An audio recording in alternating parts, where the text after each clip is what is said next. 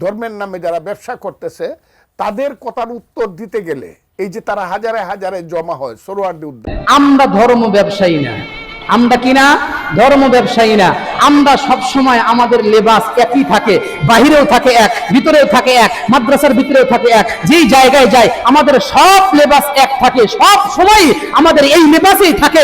ধর্ম ব্যবসায়ী হলো তারা যারা মন্দিরে গেলে একটা পোশাক পরে, মসজিদে আসলে আরেকটা পোশাক পরে, নির্বাচনের আগে মাজারে গিয়া আরেকটা পোশাক পরে, তাসবিহ হাতে নিয়ে জিকির করে ধর্মের পরিচয় দেয়। ওরাই এই দেশে সবচাইতে ধর্ম ব্যবসায়ী।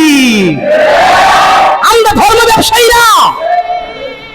যারা নিজেদের হীন স্বার্থে চরিতার্থের জন্য, হীন স্বার্থ হাসিলের জন্য যারা ধর্মীয় পোশাক পরে এদেশের মানুষের সেন্টিমেন্ট, এদেশের মানুষের কমিটমেন্ট নেওয়ার জন্য যারা এই ধরনের লিবাস পরে, ওরাই এদেশের সবচেয়ে বড় ধর্ম ব্যবসায়ী।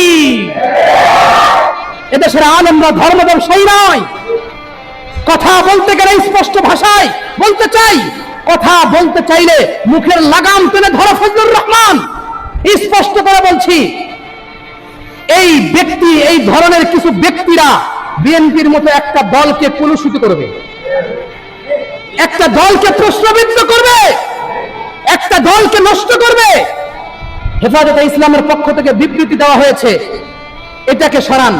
যদি এই ধরনের কথা যদি তারা বলতেই থাকে আলেমদের বিপক্ষে, ইসলামের বিপক্ষে, মুসলমানদের বিপক্ষে, মাদ্রাসার বিপক্ষে, স্পষ্ট ভাষায় বলতে চাই, অতীতের ফ্যাসিস্টদের যেই পরিণতি হয়েছে আপনাদের তার বিকল্প কিছু হবে না ইনশাআল্লাহ, সেটাই হবে।